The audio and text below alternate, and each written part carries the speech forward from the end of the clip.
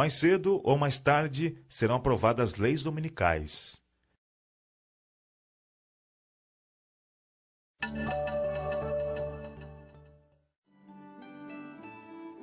Bento XVI pediu orações neste mês de outubro para que se viva o domingo como o dia em que os cristãos se reúnem para celebrar o Senhor ressuscitado, participando do banquete da Eucaristia.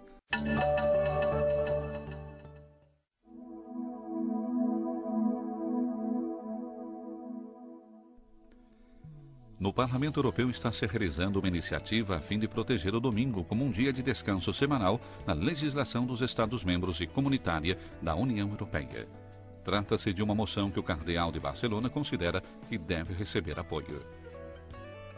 O arcebispo Luís Martínez Sistaque afirmou que a perda do domingo como um dia de descanso e a ampliação dos horários comerciais e dos feriados em que o comércio pode abrir comportaria o aumento das pessoas que deverão dedicar aquelas horas e aqueles dias ao trabalho.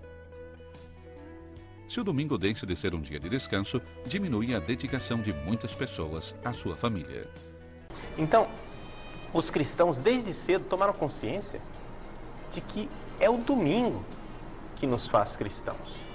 Sine dominica non possumus. Quer dizer, nós não podemos existir sem o domingo. Isso quer dizer que o domingo, ele é uma necessidade existencial da igreja. É tal a profundidade e a importância do domingo que o Papa João Paulo II dedicou uma carta inteira ao domingo. Veja, aqui que está a importância. Por quê? Porque o Papa João Paulo II, de feliz memória, né, que está lá no céu intercedendo por nós, ele notou que nós estamos secularizando as coisas. Nós estamos perdendo o sentido do tempo sagrado. Então, não é uma coisa permutável. O senhor falou das aparições de Jesus que foram no primeiro dia, né? Houve em algum momento na igreja uma oficialização de que o domingo seria o dia do Senhor, né? Um decreto ou algo que tornou isso oficial, ou ele veio com o costume mesmo e se tornou e seguiu até hoje? Veja, é uma coisa espantosa que desde os primeiríssimos momentos da igreja, a igreja se reúne no domingo. É uma riqueza, né, Padre Paulo? É algo que não foi assim, um decreto, mas foi esta consciência da importância daquele dia. O tempo litúrgico é uma escola de santidade, sem dúvida alguma. Mas o núcleo, o centro do ano litúrgico é o domingo. Então, nós lembremos disso. A igreja perde a sua própria essência se ela perder o domingo. Nós estamos aqui diante de algo muito grave, né? Nós estamos aqui diante não de um detalhezinho, né?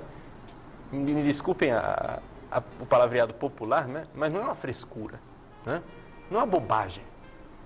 Nós estamos aqui diante do centro. Se existe algo que faz a igreja, que faz o cristão, é o domingo. Por isso não tem cabimento essa história dos nossos irmãozinhos adventistas do sétimo dia, que de alguma forma vivem ainda muito fixados no Antigo Testamento. Eles guardam o sábado, né? Eles guardam o sábado, mas não somente o sábado. Se você for ver a atitude dos adventistas com relação ao Antigo Testamento, né, é uma atitude de muito apego ainda a muitas prescrições do Antigo Testamento, né? De tal forma que eles ainda estão de alguma forma no judaísmo, né? Eles não entraram na novidade cristã, né? É claro que se você vai pegar os 10 mandamentos no Antigo Testamento, né? Os 10 mandamentos no Antigo Testamento pedem para guardar o sábado. É evidente, né? Mas nós cristãos não estamos mais no Antigo Testamento. Nós estamos numa nova aliança, nós estamos num novo tempo em que, de alguma forma, Deus fez para nós o domingo. Este é o dia que o Señor fez para nós. Bienvenidos. Salvar el domingo. En el Parlamento Europeo hay una iniciativa en curso con el fin de proteger el domingo como un día de descanso semanal en la legislación de los Estados miembros y también en la legislación comunitaria de la Unión Europea. Se trata de una moción muy importante que considero hay que apoyar.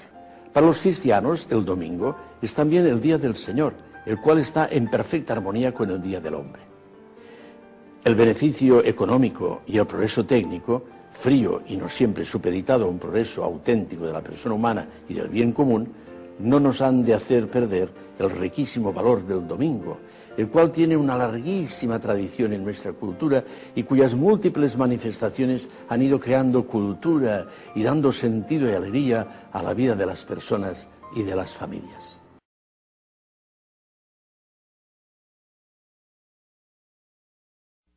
Quando a América, o país da liberdade religiosa, se aliar com o papado, a fim de dominar as consciências e impelir os homens a reverenciar o falso sábado, os povos de todos os demais países do mundo hão de ser induzidos a imitar-lhe o exemplo. A questão do sábado será o ponto controverso no grande final conflito em que o mundo inteiro há de ser envolvido. A substituição do verdadeiro pelo falso é o último ato no drama. Quando esta substituição se tornar universal, Deus se revelará. Quando as leis dos homens forem exaltadas acima das leis de Deus, quando os poderes da terra procurarem obrigar os homens a guardar o primeiro dia da semana, sabei que chegou o tempo para Deus agir. Quando o Estado usar seu poder para impor os decretos e amparar as instituições da Igreja, então a América protestante terá formado uma imagem do papado, e haverá uma apostasia nacional que só terminará em ruína nacional. A substituição da lei de Deus pelas dos homens, a exaltação, por autoridade meramente humana, do domingo, posto em lugar do sábado bíblico, é o derradeiro ato do drama. Quando essa substituição se tornar universal, Deus se revelará. Ônibus de evacuação em massa cruzam as rodovias americanas de um lado para o outro. 600 campos de concentração já foram criados nos Estados Unidos nos últimos anos. Já passam de 5 milhões de caixões comprados pelo governo e estocados em diversos estados americanos. Diversos trens, presídios de 3 andares, já foram construídos pelo governo americano e estão prontos para o uso. O que estariam preparando? Acompanhamos esta iniciativa que se está a desenvolver em diversos países da União Europeia e também aqui no Parlamento Europeu, na defesa de um domingo sem trabalho. Porque é importante que os trabalhadores possam manter um dia sem trabalho, o domingo, para poder dedicar-se à sua família, ao repouso. Nós consideramos então que é muito importante manter esta luta para que o domingo seja um dia de descanso semanal, para conciliar a vida do trabalho com a vida da família e a vida pessoal, para o lazer, para o desporto, para a cultura. Os trabalhadores não são máquinas, são pessoas. Na defesa da dignidade humana é importante manter o domingo sem trabalho. Pois bem, aqui nós precisamos compreender que não iremos a lugar nenhum se não tivermos uma estratégia. E o primeiro passo na nossa estratégia, dentro da Igreja Católica, é nós nos darmos conta de que nós somos um gigante adormecido. Vejam, a Igreja Católica tem um poder dentro da sociedade civil de organização e de mobilização das pessoas imenso. Só que esse poder é um poder que está dormindo. É como se nós estivéssemos acorrentados por correntes de papel. Você compreende? As correntes de papel não prendem ninguém.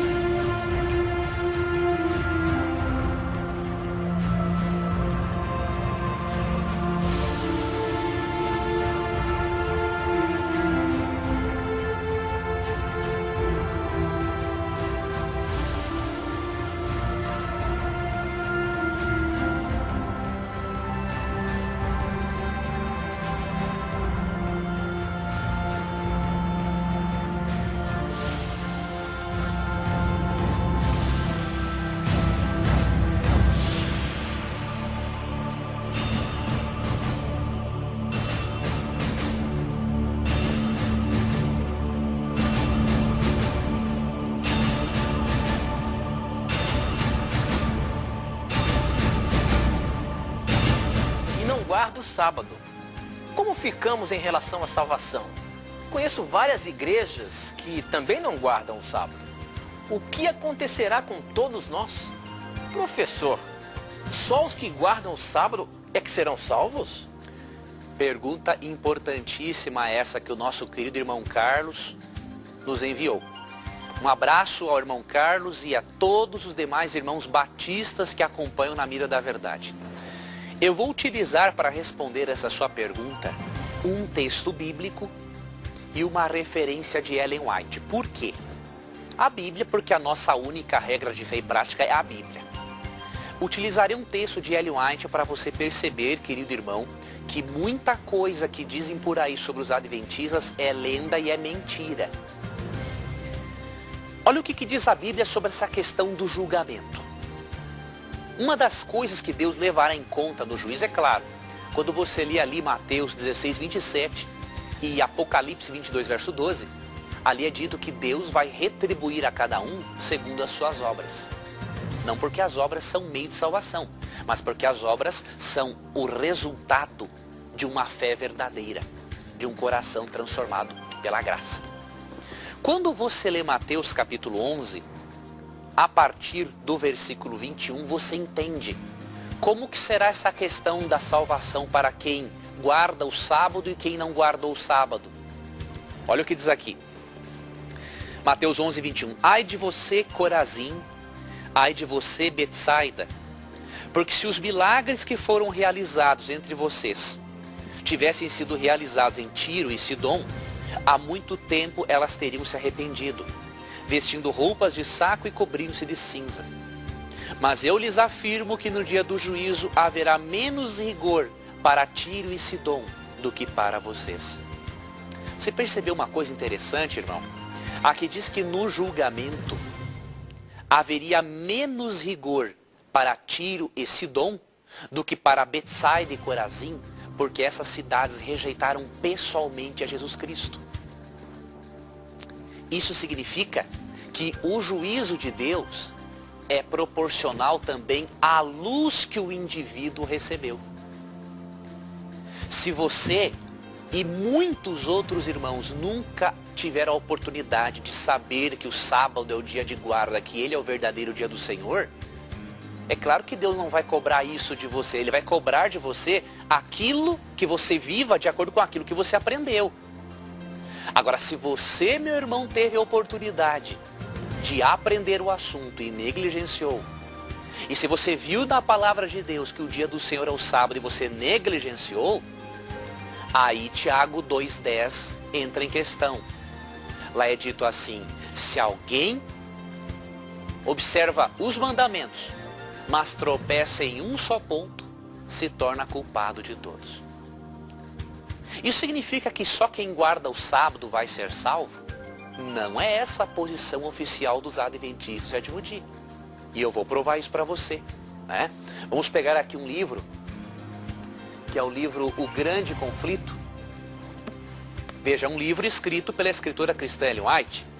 E aqui diz na página 449 o seguinte: é bom você prestar atenção nisso, porque tem vários apologistas escrevendo besteiras aí na internet, dizendo que os adventistas ensinam que o guardador do domingo vai se perder.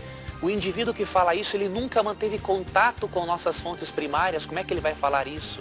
Isso não é honestidade intelectual, e muito menos espiritual. Olha o que diz Ellen White na página 449 do Grande Conflito. Mas os cristãos das gerações passadas observaram o domingo, supondo que em assim fazendo estavam a guardar o sábado bíblico. E hoje existem verdadeiros cristãos em todas as igrejas, inclusive, né, na comunhão católica romana, que creem sinceramente ser o domingo o dia de repouso divinamente instituído.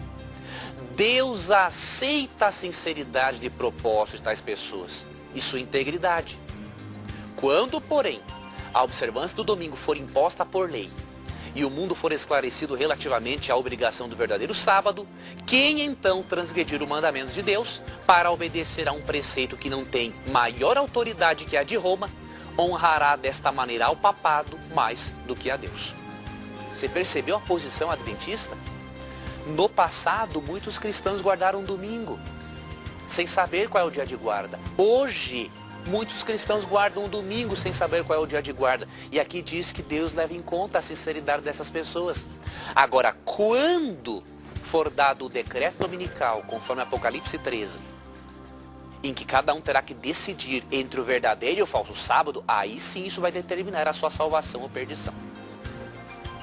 Então, vá diretamente à Bíblia, entenda o que o adventista pensa de forma oficial, para que você, querido irmão, não caia na cilada desses apologistas modernos que acham que sabem alguma coisa sobre adventismo, mas não sabem nada. Estou tendo a coragem de perguntar, mas você terá a coragem de colocar a pergunta? Tá na mira agora a sua pergunta, meu irmão. Olha aqui. Professor, você vai ter coragem de responder? Então vamos lá. Aqui está a questão. Na Bíblia, todas as pessoas que guardavam o sábado eram judeus. E fora eles, mais ninguém guardava. Então, por que todos nós devemos guardá-lo? Êxodo 31:16 diz que só os israelitas. Afirma que o sábado é sinal para Israel.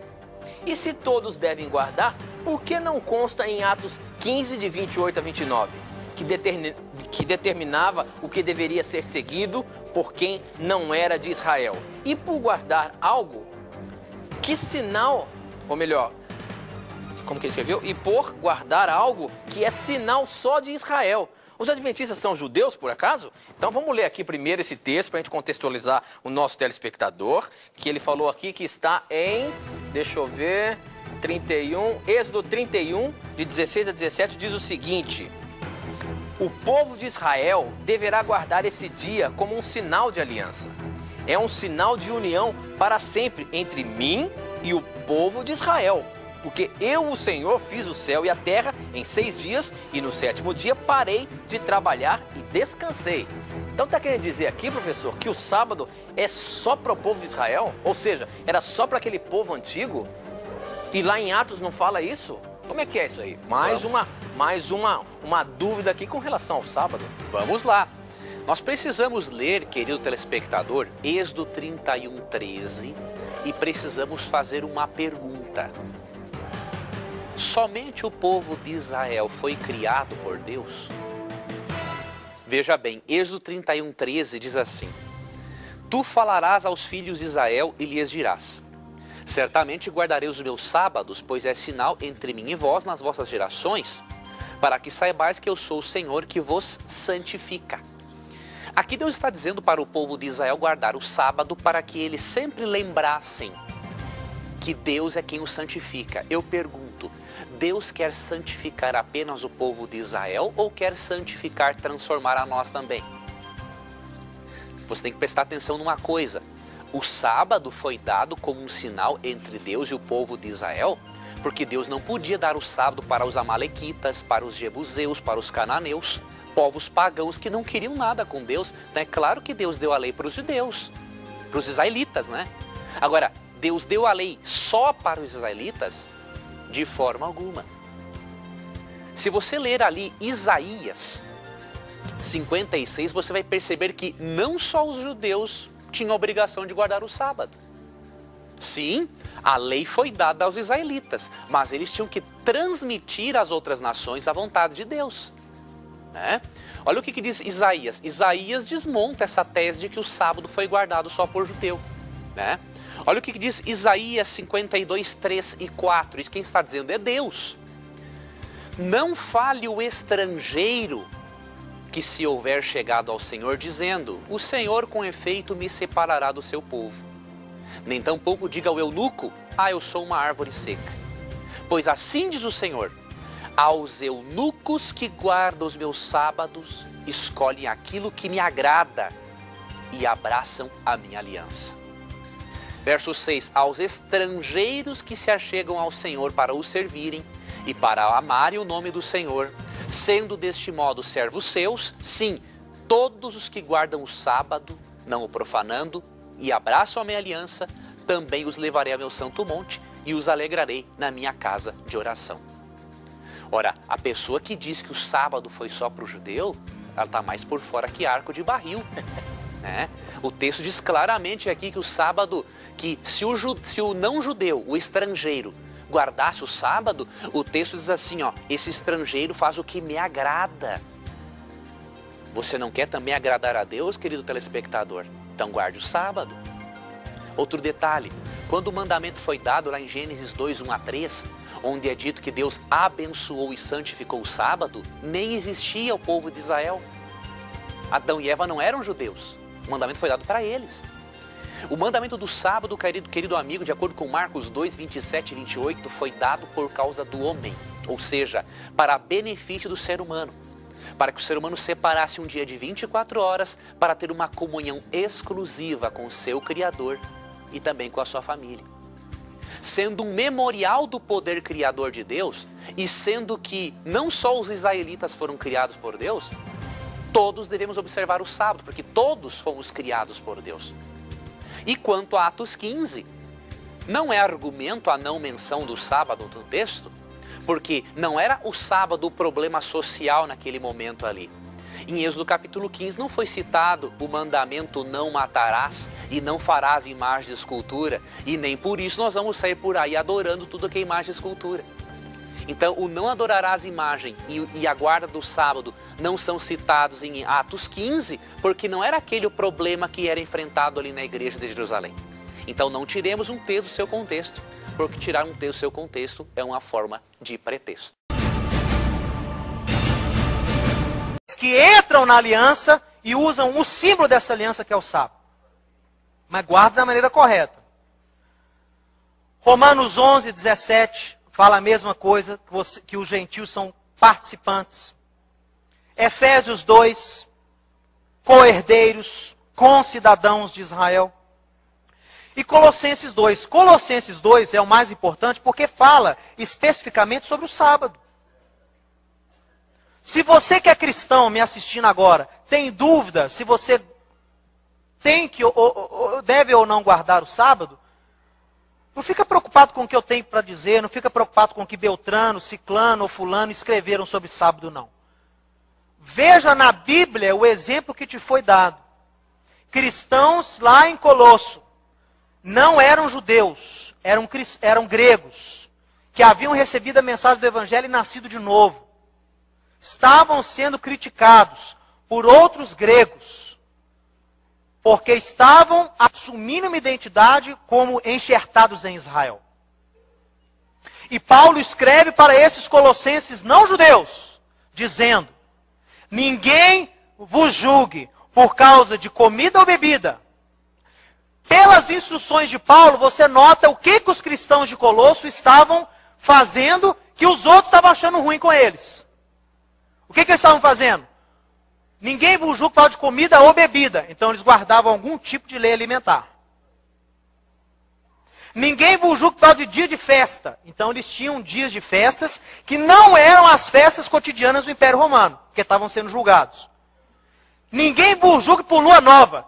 É a prova que eu tenho que estar falando aqui, é de judaísmo, porque grego nenhum celebra a festa de lua nova. E quer mais prova? Sábados. O grego nunca guardou sábado. Então esses cristãos gregos estavam sendo perseguidos, porque estavam se identificando com Israel, com essas tradições bíblicas. E Paulo fala: não deixe esses incautos e loucos julgarem vocês, porque vocês fazem isso. Porque tudo isso tem sido sombra das coisas que haviam de vir. O corpo é de Cristo. Quem disse que Paulo, com essa frase, falando que essas coisas eram sombra, está diminuindo o valor dessas coisas? Você acha que Paulo é maluco? Primeiro ele fala assim: não deixa ninguém te julgar porque você está guardando o sábado, não. Porque o sábado é sombra, senhor, já foi embora. Faz sentido isso? Eu alertar a pessoa para não deixar julgar, depois eu jogar no lixo o motivo que ela está sendo julgada? Não, meu irmão. Sombra, no judaísmo, no conceito aqui do Oriente Médio, é aquilo que dá forma. A sombra tem a forma do objeto que a projeta. A sombra é uma forma de você ver quem está projetando. Você vê a imagem de quem está projetando. Quem vê a sombra tem uma ideia, tem um lembrete de quem é o objeto real. A sombra é boa no Oriente Médio e sombra no deserto vale ouro. A sombra te mostra quem é a imagem. Ninguém pois, se faça árbitro. Eu sou judeu, me chamam de fariseu. Mas quem fica me julgando aí sobre sábado, são outros. Depois eu sou fariseu. Não deixe ninguém se bancar de juiz para cima de você, meu irmão. Pretendendo humildade, culto dos anjos, baseando-se em visões, enfatuado, sem motivo algum, na sua mente carnal. Deixe ninguém te julgar, não. Você faz isso por fé. E Deus se agrada da sua fé. Identifique-se com o povo judeu. Mostre para as pessoas de onde veio a sua fé. Guarde o sábado sim, pastores que estão me vendo. Eu sei que vocês não vão gostar, mas eu vou falar. Guarde o sábado sim da maneira correta, preocupante com o conteúdo. Guarde as festas de Israel. Guarde as leis alimentares que foram dadas a você. Está lá em Atos 20, 21, você pode ler depois. Porque os cristãos de Colosso faziam isso e foram abençoados. E foram instruídos por Paulo para não deixar ninguém encher a paciência em relação a essas coisas. Sejam fortes, que o mundo agora vai precisar de cristão com C maiúsculo, que sabem de onde vieram. Diga para o seu vizinho que o Senhor te abençoe e te guarde. Que o Senhor faça resplandecer o seu rosto sobre ti. E tenha misericórdia de ti.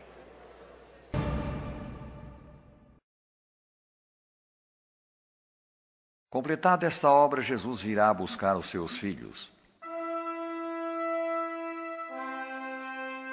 Jesus voltará. Portanto, vigiem, porque não sabem o dia nem a hora. Vivemos numa época de incredulidade e descrença.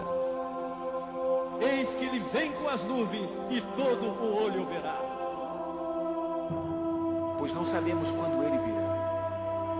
Mas o que mais importa não é quando Jesus virá, mas como está a sua vida. Virei outra vez. Jesus voltará para buscar e salvar aqueles que nele creram. Ele prometeu. Nós, porém, segundo a sua promessa, esperamos novos céus e nova terra, nos quais habita a justiça. Não se turbe o vosso coração. Credes em Deus, crede também em mim. Na casa de meu pai há muitas moradas. Se assim não fora, eu vou-lhe teria dito. Vou preparar-vos lugar. E quando eu for e vos preparar lugar, virei outra vez e vos levarei para mim mesmo, para que onde eu estou, estejais vós também.